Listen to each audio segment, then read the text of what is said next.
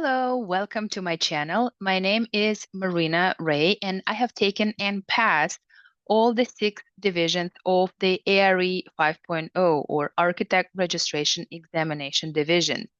While I'm waiting for my state license, I still have my record as if I am the licensure candidate, and I would like to share that with you because when I was going through that, when I was just about to start my licensure journey, I could not find any information that would help me navigate through the whole process.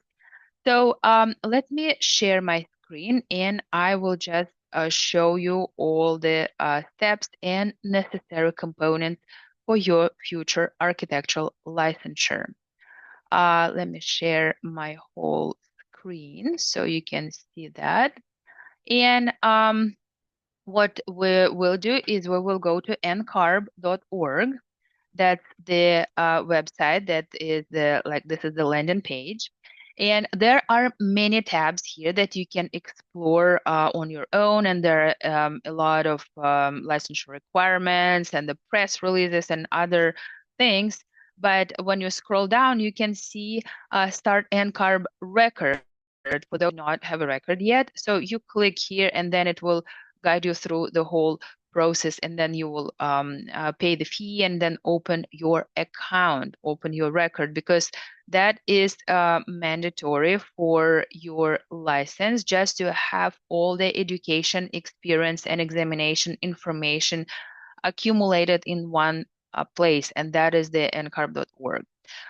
For those of you who have just created the account and still kind of like not sure where to click, where to go, and what to do with that, I will actually guide you through here real quick. So for those of you who already have a record, here in the upper right corner, there is a blue um, section saying login. So you go there, and then this is what you see. This is your page. I mean, this is my page that I'm sharing with you. So you can see your record, you can see continuing education, and then once you get licensed, you can click here and become a mentor and the supervisor, but that is a little later. So let's go to the NCARB record. This is how it looks like. Here you can see just the overview, and to the right, on the right-hand side, you can see different tabs, different links. So this is for the experience guidelines.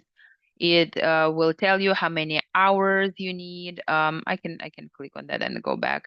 So basically, this is like a 29-page document that will show you what you actually need for each of the divisions. So for example, and this is hyperlinked, so it's like interactive as the bookmarks in this PDF. You click on the project management and you can see what the requirements are and what areas you can work in, then PA or programming and analysis, and so on. So please explore that, take some time so that you know what domains you can work in to gain the experience in that particular division. Then the ARE guidelines here. This is the first thing that you need to go to when you just start preparing for your exams. And you see this one is updated in April 2024. So please always go to the NCARB website to see the most up-to-date document, because like if you just Google it, you may actually see some saved PDF version on some other website, and that will not be accurate. So please just go there. Then you can practice the ARE, you can read more about the NCARB certificate and the contract documents and rule of conduct. So everything is here in your record, and please feel free to explore those links because they are very helpful. So the first tab after the overview is the education tab, and let me show you what I have. So for example, like here I have the University of Florida. This is my Master of Architecture degree here. And when you click here, you can see the transcript. So, and you can see that this is the NAB accredited organization. So like all the information will be here. And in order to get this verified. You need to send the official transcript to Ncarb so they can include that. For those of you who go through the ESA evaluation, there is a button for that. And ESA evaluation is for those architects who are actually architects in a foreign country. They come to the United States and they need to evaluate their diploma, their credentials, and all their transcripts, the university transcripts. So that's a separate process. I have not gone through that, so I am not going to show you that. But definitely, if you have any questions, please leave the comments under this video because I've known a lot of people who have gone through this process. And if you're interested in that, I can put together another video just talking about that. Then you go to the experience tab, and I stopped logging in my experience hours like early last year because I already had enough. But I will show you how it looks like. So there are divisions here: practice management, project management, programming and analysis, project planning and design, project development and documentation, and construction and evaluation. And you already know, or you actually maybe don't know if you just are about to start your journey, there are abbreviations for all of the divisions. So practice management is PCM, then project management is PJM, then so respectfully it's PA, PPD, PDD, and then CE for the construction evaluation. So that is just the first letters of the division name. So let me show you how it looks like. So when you work for a licensed architect or for the architectural firm, you log in the hours and you submit them to the Ncarb, and you can see like all my hours taken from back in the day, and just like a lot of them, a lot. So please and here you can do the new experience report, and you select here. And if you have any questions, what is setting A and setting O is, there's like a little description here. So you can always get the explanation of all the functions here. So, and then you log in your experience, and please make sure that you log in your experience frequently. I did it weekly. So at the end of like every week on Friday, like Friday afternoon, I will just log in all my hours and submit it to my supervisor, because that is something that you need to do, and that will expire if you don't submit for like 6 months. And after 6 months, you will only be able to get 50% of your experience. So you don't want to lose half of your experience hours. So let's go back. Let's just go back to our experience tab. And here, like, yeah, this is the experience that you will see. Sorry, there's something happened with my light. So yes, these are the experience hours that you see. The minimum that is required for your licensure is 3,740 hours. So 3,740 is the minimum to be able to get licensed. I logged in more and then I stopped, and like I've been working more on the projects and I just did not log them in. But I kind of like continued to do that after 3,700, just because I would like to apply for the interior design license after I get the architectural one, because some of the states allow for the architects to actually get the reciprocity license. Like, for example, the state of Florida does allow that. I plan to take us to record a separate video about that, but this is what it is for now. So, and then we go to the exams tab. So this is what you see here. These are the 6 divisions. I just took the project planning and design exam last Friday, and I'm recording this video in July 2024. So I just took it recently and I passed. So, but the official score is going to be published on your in your profile within 7 to 10 days.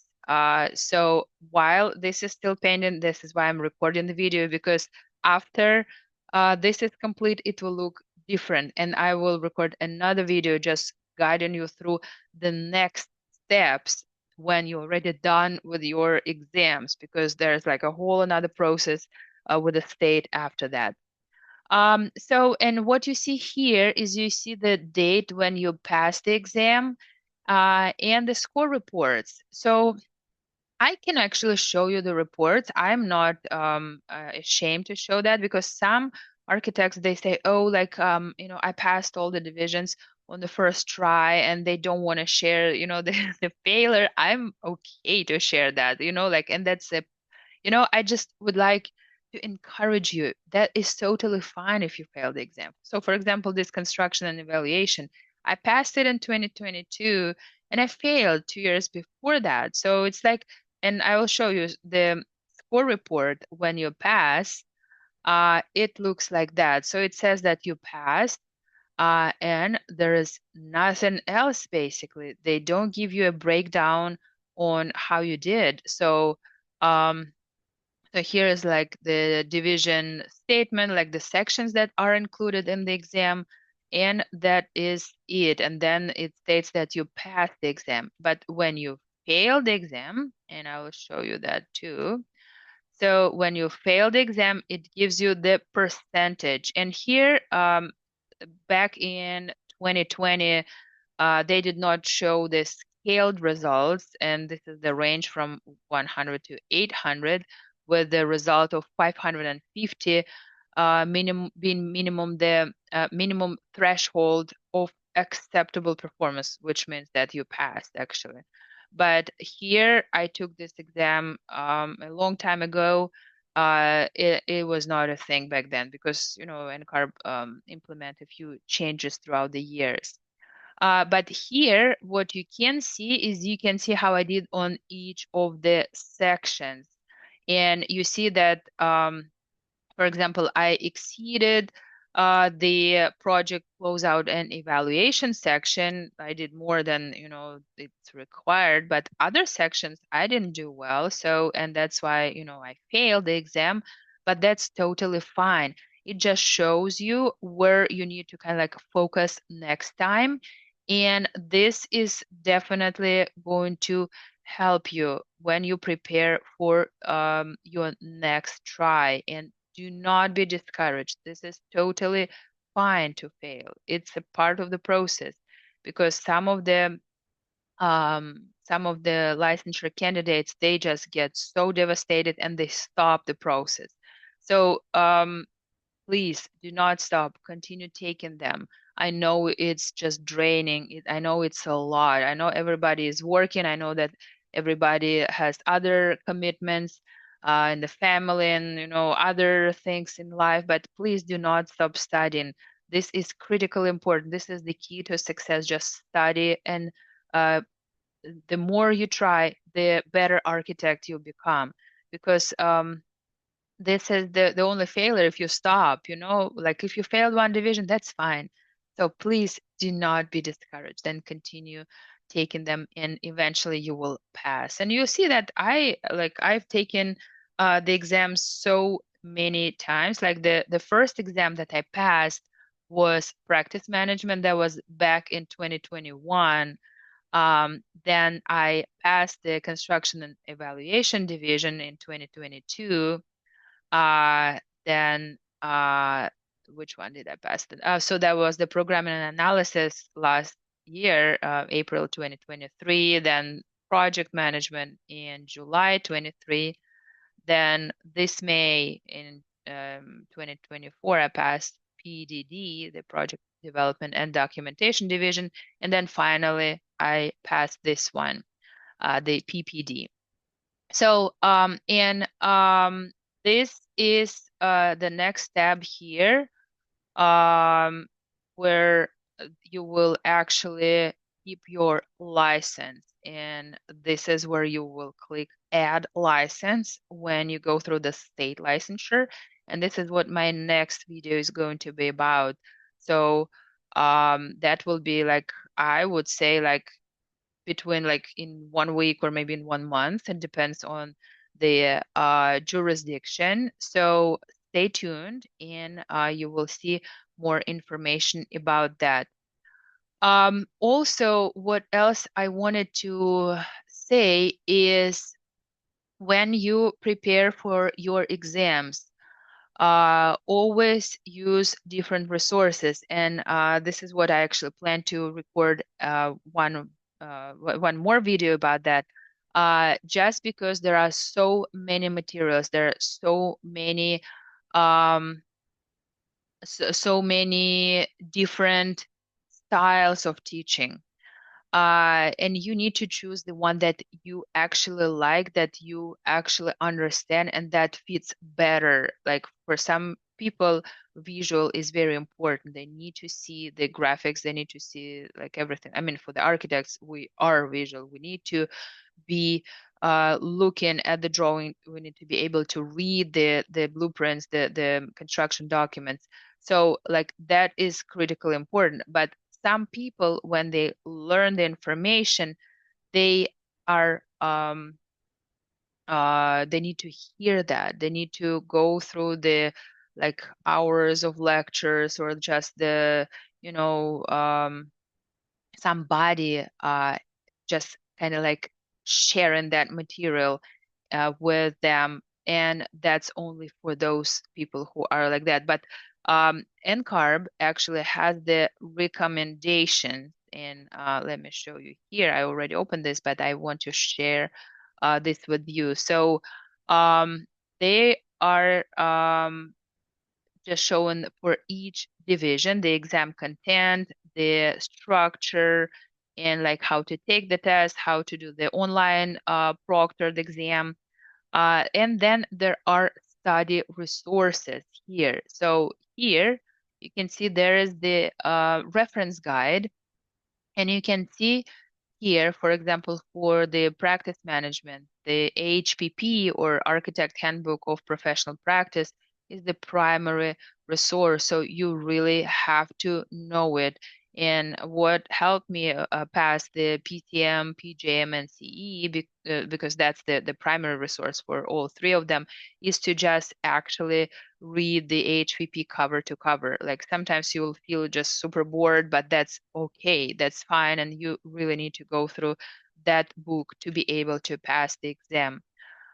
Also, like there are like some supplemental materials that are recommended, but they like if you do not get those materials, that's fine. That, you know, technically you can still pass, although for example, like here, Architectural Graphic Standards, like that is a very important book. And you can see here for the PPD, that is the primary resource. So some of the books you really have to have in order to pass the divisions. And this is the next video on my list. So I will talk through the resources, and I will actually put together a list of the free resources that you can use for your studying. That they are supplementary, but they're very, very helpful. So again, stay tuned and subscribe and like and just support my channel, please. So yeah, that is basically it. That's all I wanted to share with you today. So if you have any questions, if you have any recommendations, concerns, or just you want to share your experience, please leave a comment under this video and I will get back to you as soon as I can. Thank you so much. And I wish you the best of luck in your architectural exams. Goodbye.